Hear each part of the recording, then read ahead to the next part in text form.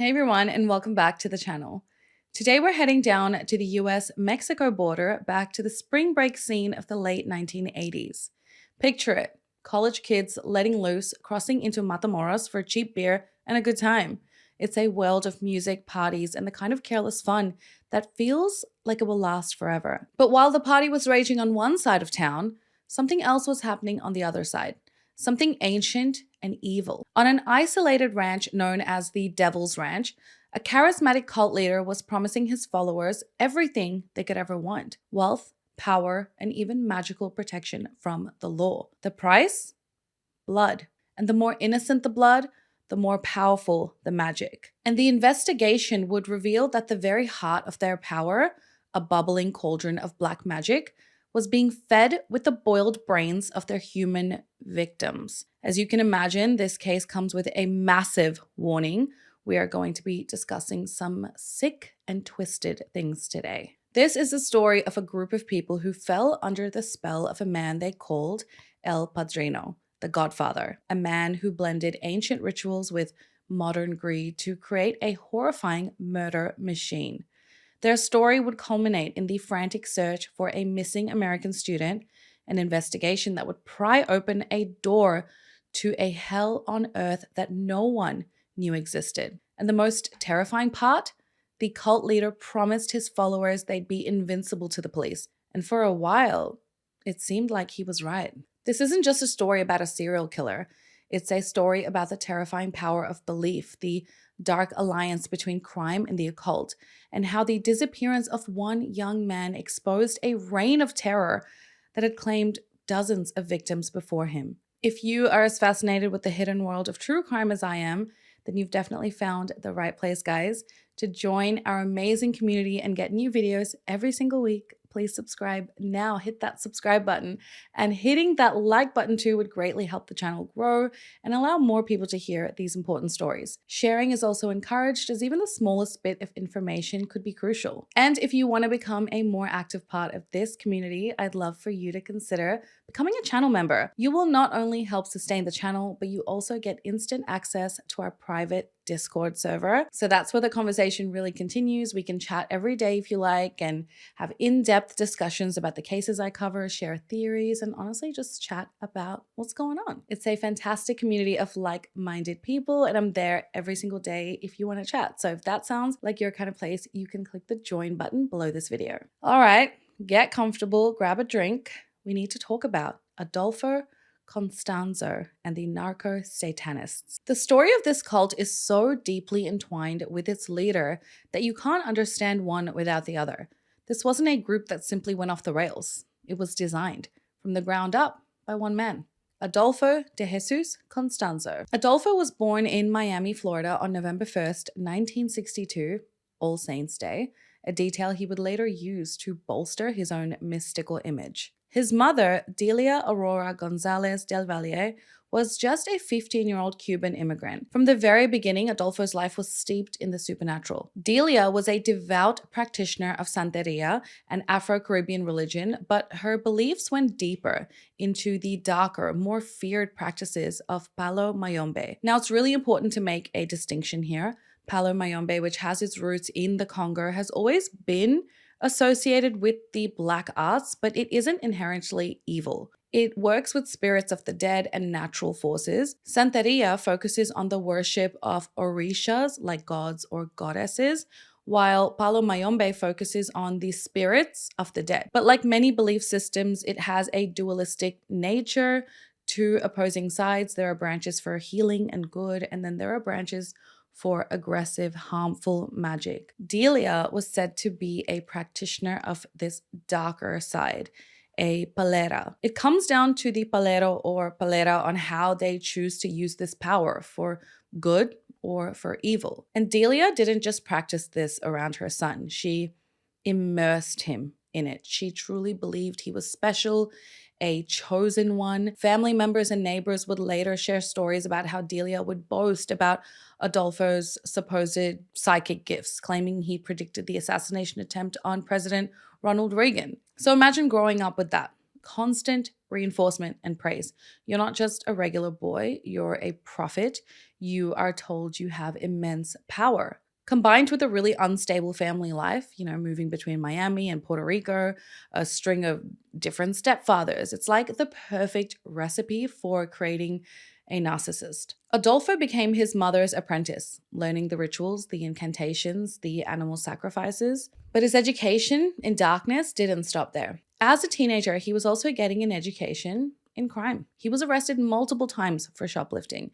He wasn't physically a big guy, but he was kind of developing a different kind of power. People who knew him then described him as incredibly handsome, charismatic, with this intense, captivating gaze. And looking at photos of him, you can see this is true. He was also openly bisexual and used his sexuality as a tool, a way to manipulate and control both men and women, drawing them into his world. The real turning point came when he was apprenticed to a Haitian houngan, a voodoo priest who was also a palero. This mentor allegedly specialized in providing sorcery for criminals. He taught Adolfo that with the right rituals, he could make his clients invisible to the police, invincible to bullets. This is where Adolfo went from folk magic to a more sinister, structured application of his beliefs. He learned about the central and most important tool of a palero, the naganga. The naganga is a sacred cauldron. It's the palero's connection to the spirit world. It's considered a microcosm of the universe, and it houses a powerful spirit, a nefumbe, the spirit of the dead, which is bound to the palero and does his bidding. So Adolfo was taught that the power of the naganga was directly tied to the power of the ingredients you fed it. And the ultimate offering, the most potent ingredient, was human life, particularly human remains like the brain. So let's take a second to think about that. At a young age, Adolfo was taught that murder was a path to power. In 1983, at 21 years old, Adolfo moved to Mexico City. He was partly escaping some of his troubles from the law in Miami, but more importantly, he saw a business opportunity. Mexico City was a massive untapped market. It had the wealthy elite, a powerful criminal underworld, and people with a deep-seated cultural belief in folk magic and spiritualism. It was the perfect place for a charismatic, sociopathic sorcerer to set up shop. And that's exactly what he did. He started as a fortune teller, a spiritual healer, doing card readings and cleansings. His charm, his exotic background, and his absolute confidence in his own power were incredibly effective. Word of El Padrino, the powerful sorcerer, began to spread. And it was in this environment that he would assemble the flock that would become his death cult. Adolfo didn't just offer services, he offered a whole new reality with himself as this godlike figure at the center. And people were drawn to him from all walks of life, all hungry for what he promised: power, wealth, and spiritual protection. His inner circle was a bizarre mix of people. You had guys like Martin Rodriguez, who was a former police officer who became one of Adolfo's lovers and most devoted followers. You had Omar Ochoa, another young, impressionable man who became a trusted lieutenant. And then there was Alvaro de Leon Valdez, known as El Dubi. This guy was the muscle. He was a violent individual with a pre-existing sadistic streak who found an outlet and a justification for his violence within the cult. But the cult's most critical connection, their ticket to the big leagues of organized crime, came through the Hernandez brothers. This was a powerful drug trafficking family operating out of Matamoros. They hired Adolfo for protección, magical protection, and they genuinely believed his rituals shielded their drug shipments from the US and the Mexican authorities. And when their drug runs were successful, it was just more proof of El Padrino's power. How powerful the mind can be, hey? In return, they gave the cult money, weapons, and a base of operations near the border, Rancho Santa Elena. Remember that name. But perhaps the most infamous and perplexing member was Sara Maria Aldrete Villarreal. On the surface, she was this all-American girl. She was tall, striking, intelligent, an honor student, and a cheerleader at Texas Southmost College. She was known as La Madrina, the godmother. She was Adolfo's high priestess and his bridge to a different world, the educated middle-class American world. She was the cult's public relations face, you could say. And when I was researching this case, I was just blown away by how many people were involved and how quickly, I guess, this empire was built. Zara's role has been debated for decades. Zara has always maintained that she was another victim, a captive, who was brainwashed and forced to participate. But prosecutors and other cult members painted a very different picture, describing her as a very willing, enthusiastic leader who recruited new members and was deeply involved in the cult's operations. Her charisma and intelligence made her incredibly effective, a powerful and respectable looking symbol for a group engaged in the darkest possible acts. With his flock assembled, Adolfo's twisted ideology became their reality. It was a syncretic nightmare, a mix of Palo Mayombe, Santeria, and even Aztec sacrificial concepts, all filtered through his own malignant narcissism. At the center of it all was his Nganga, which he named Kadiem Pembe. Forensic evidence and testimony from cult members would later reveal what was in that cauldron. It was a horrific stew of graveyard dirt, sticks, coins, herbs, and animal remains, goats, chickens, snakes, and even zebras. And most importantly, human body parts, spinal columns, hearts, testicles, and brains. And at first, when looking into these cauldrons, they don't seem that big. So I don't know if he had a bigger one or if it was in fact a literal stew of these horrific ingredients just mushed into that little cauldron. Adolfo taught them that the spirit in the cauldron fed on life force and blood. The bigger the sacrifice, the stronger the magic. This created a terrifying self-perpetuating cycle of violence. When a drug shipment got through safely, it proved the magic worked, which demanded another bigger sacrifice to maintain the power. It even escalated to ritualistic cannibalism. Reports revealed that small pieces of a victim's brain or heart would be boiled into a brew, a caldo, and drunk by the followers. Pieces of the spinal column were made into necklaces. This was the ultimate act of control, not just making them witness a murder, not just making them participate, but making them consume the victim, wear them. It was a shared, unspeakable transgression that bound them to Adolfo and to each other forever. The cult's activities escalated from these ritual killings of rivals to a full-blown reign of terror. Between 1987 and 1989, it's believed they murdered at least 24 people. The exact number is unknown because many victims were chosen from the transient populations of Mexico City and the border regions, so people whose disappearances would barely register with law enforcement. Basically, people who wouldn't be missed. The murders were methodical, ritualistic.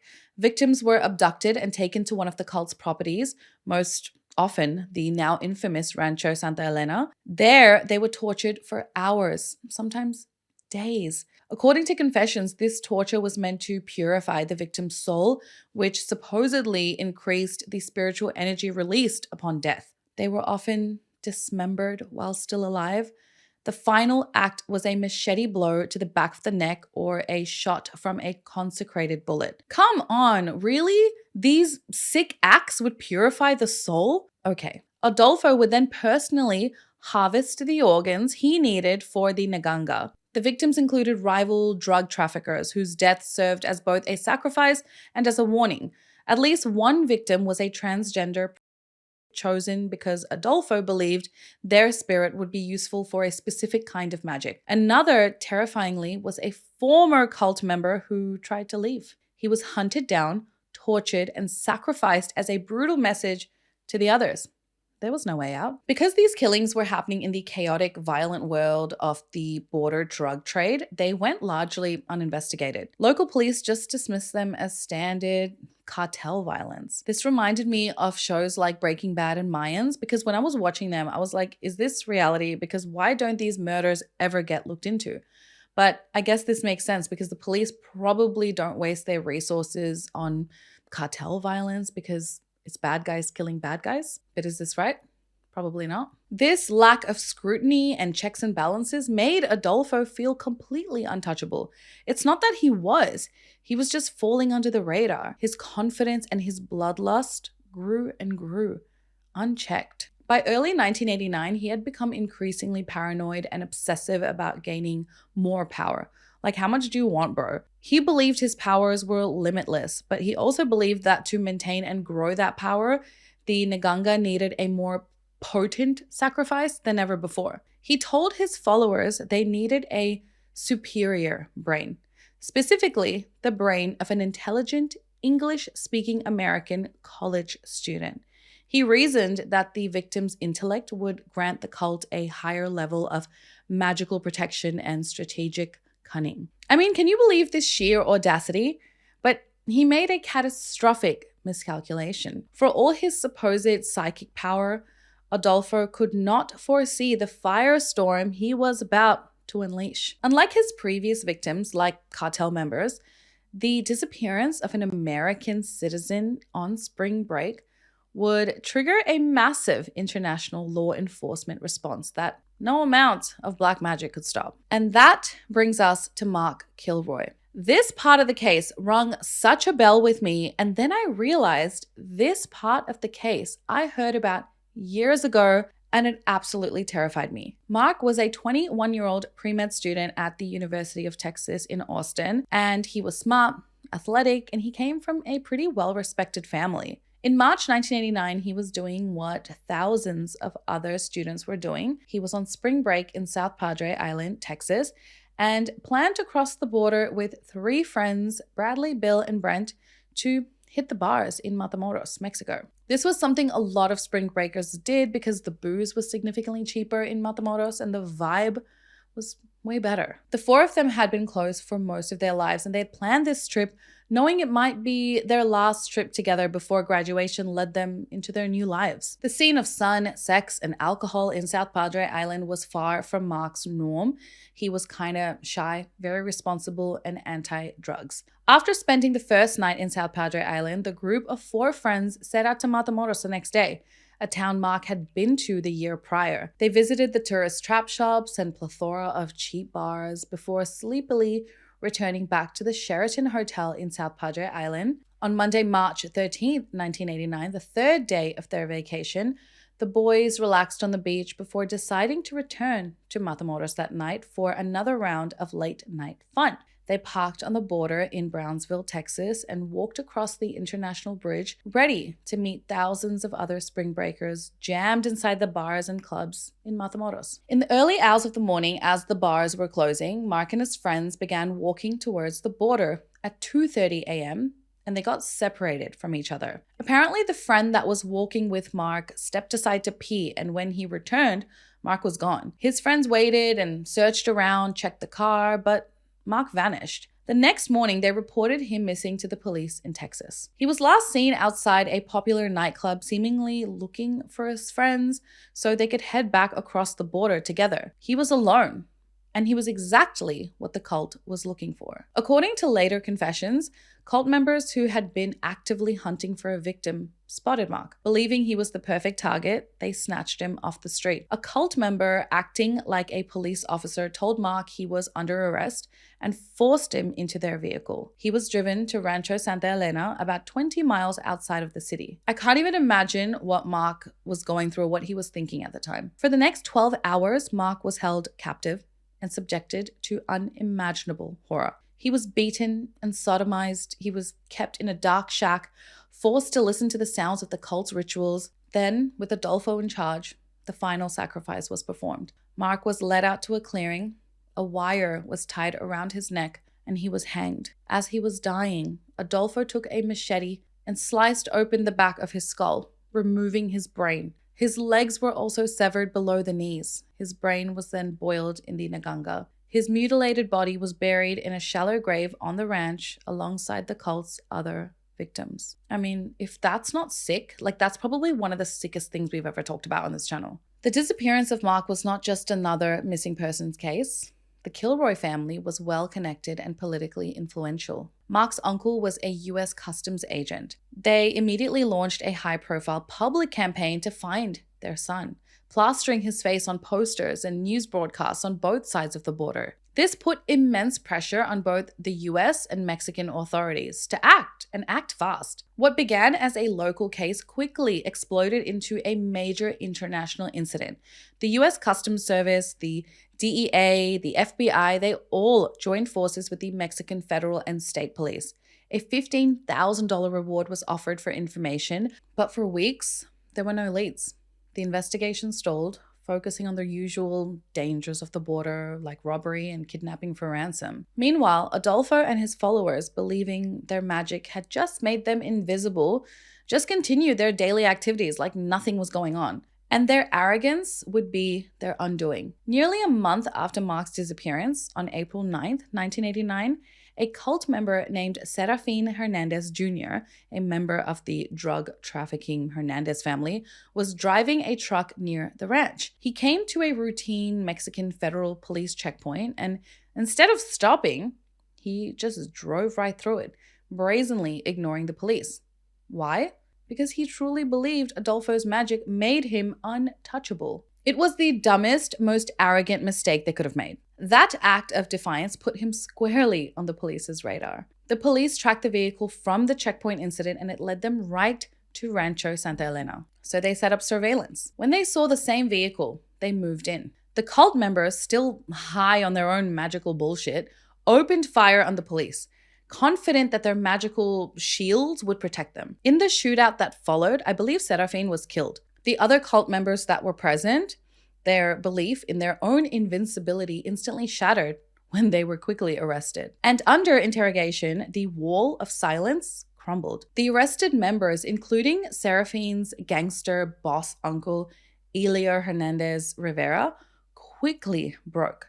They confessed everything. They told the horrified investigators about a satanic cult led by Adolfo and Zara. They admitted to drug trafficking, to multiple murders, and most critically, they led the police to the ranch's burial ground. Now, when they first began searching the ranch, they found over 30 kilos of marijuana. And then officers stumbled upon the shed. To an American cop's eyes, it looked like an ordinary shed with melted candles, cigar butts, empty bottles, etc. But the Mexican cops saw something else. They saw a devil's temple and knew black magic was practiced here. The commanding officer, Juan Ayala, made the search come to a halt and insisted that nothing proceed until the black magic was neutralized. So a curandero was summoned to the ranch to cast out the demons. On April 11, 1989, investigators began to dig. The first body they found was Mark Kilroy's. He was identified by the unique mutilations the captured followers had described, the missing brain and the severed legs. Over the next several days, they exhumed 14 more bodies, all in various states of decomposition, all showing signs of horrific ritual torture. In a shed on the property, they found the gruesome centerpiece of the whole operation, the blood and organ-caked nganga. The iron cauldron was filled with boiled human remains, animal parts, and other ritual items. The site was immediately dubbed the Devil's Ranch by the press. The story of the narco-satanists exploded into front-page news worldwide. Media outlets chartered planes to the ranch. Oprah Winfrey was on the phone, ready to interview people. It was just such a wild story, and it was hard to even believe. The discoveries at the ranch sparked one of the largest manhunts in modern Mexican history. Adolfo, Zara, and the remaining inner circle, Martin Quintana, Omar Ochoa, and El Dubi de Leon, were now the most wanted fugitives in the country. They fled Matamoros and went into hiding in Mexico City, but the pressure was mounting and the cult was fracturing. The captured members were giving detailed confessions, painting a chilling picture of El Padrino's cruelty and control. Zara was initially considered a prime suspect and a co-leader of the cult, but on April 17th, she was arrested after she casually walked right into the arms of police at Mexico City Airport. She claimed she was an innocent victim who had been held against her will, but her claims were completely contradicted by testimony of the other cult members who all portrayed her as a willing and even enthusiastic participant of the sick shit that was happening at this ranch. For weeks, Adolfo and his final 3 loyal followers, Martin, Omar, and El Dubi, managed to evade capture, moving between safe houses. But their time was running out, and on May 6, 1989, police acting on a tip from a neighbor about a strange argument surrounded a nondescript apartment building in Mexico City. Inside one of those apartments were the last of the narco-satanists. Realizing they were cornered with no escape, Adolfo panicked. He started firing an automatic weapon out the window at the police. But he knew it was over. His magic had failed. His empire of blood had crumbled. And true to his maniacal nature, terrified of being captured alive and tortured by the police, he decided to write his own end. He handed a machine gun to his most loyal executioner, El Dubi, and gave him one final order: to kill him and Martin. El Dubi, the loyal follower to the very end, obeyed. He opened fire, killing Adolfo and Martin as they huddled together in a closet. A few moments later, a distraught Omar opened the apartment door and surrendered to the police. Inside, they found the bodies of El Padrino, Adolfo, and his lieutenant, Martin. The bloody saga had finally come to a violent end. The death of Adolfo and some of his crew wasn't the end of the story. The legal and cultural fallout from this case would linger for decades. The surviving members of the cult had to face justice in the Mexican legal system. Zara Aldrete, La Madrina, despite her persistent claims of being this innocent victim,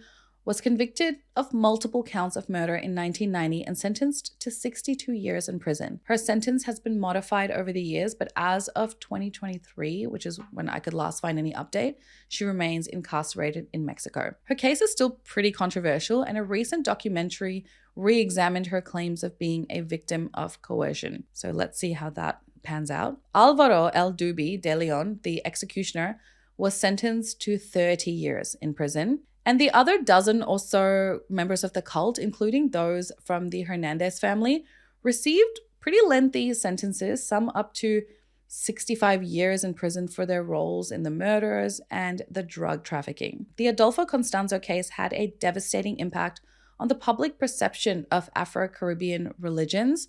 The media's sensationalist narco-satanist label unfairly conflated Adolfo's twisted, sadistic, self-serving ideology with legitimate religions like Santeria and Palo Mayombe. For years, legitimate practitioners who numbered in the millions worldwide were stigmatized and forced to defend their faith against accusations of devil worship and human sacrifice. It's so important to remember that what Adolfo created was a monstrous aberration, a perversion that he stole and twisted for his own evil needs and wants. From a psychological perspective, Adolfo was a complex storm of pathologies. A modern profile would likely diagnose him with a severe combination of disorders. He had malignant narcissism, which is characterized by extreme narcissism, antisocial behavior, paranoia, and sadism. He had a grandiose sense of self-importance, a complete lack of empathy, a paranoid worldview, and he clearly took sadistic pleasure in inflicting pain on others. He also classically fit the profile for antisocial personality disorder, with his long history of criminality, manipulation, and utter disregard for the rights and safety of others. And he had all the skills of a classic cult leader like Charles Manson or Jim Jones. He preyed on the psychological needs of his followers, their greed, their insecurity, their desire for power, and created this high control group where his word was absolute law. He used classic brainwashing techniques, isolation, indoctrination, and binding his followers to him through these horrific shared criminal acts. It's hard to imagine that literally how he was raised and praised turned him into this. Did it? Or was this always inside him? You look at a little baby growing into a small child and they don't naturally possess these traits. So it's wild to think that we as humans can turn other humans into something inhumane. What could have been done differently? It's the question that haunts every one of these cases. Perhaps if the initial disappearances of Mexican citizens, the prostitutes, the small-time drug dealers had been investigated with the same urgency as that of an American student, the cult's killing spree could have been stopped much sooner. This case is a stark and painful reminder of how victim demographics can tragically influence law enforcement priorities. For the families of the victims, the aftermath is a lifetime of pain, but For the Kilroy family in particular, they channeled their unimaginable grief into positive action.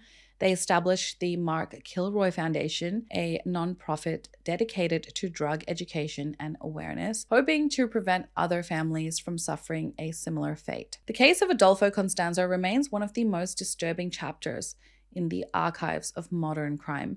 He was a master manipulator who twisted faith into a personal engine for greed and slaughter. The discovery of that mass grave at Rancho Santa Elena forced the world to confront a terrifying reality: that monsters are real.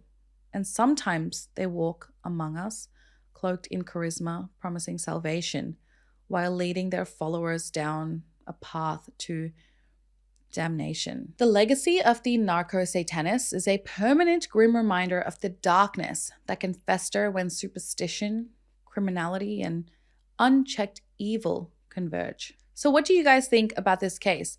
The psychology of how one man could exert so much control is just mind-blowing and terrifying. His mom, Delia, terrifies me also. She created this. Then the fact that he didn't face any punishment for the crimes he committed. Some say that death is the ultimate punishment, but I don't know. To me, it can sometimes be the easy way out, unless there was a much greater punishment waiting for him in the afterlife. Let me know your thoughts in the comments down below, guys. This was a really heavy one, and I appreciate you sticking with me through it. Go watch something a bit happier after this. If you found this case as important as I did, please give this video a big thumbs up, hit the like button, and don't forget to subscribe. Go check now. What are you doing watching without subscribing? Hit that subscribe button, hit that notification bell so you don't miss out on the next video. And most importantly, if you ever feel that someone you know is being drawn into a strange, controlling group, please reach out to the authorities or a professional for help. It's a terrifying world out there, and staying vigilant can save lives. Thanks so much for watching, guys. Stay safe, and I will see you in next week's video. Besitos. Mwah. Bye.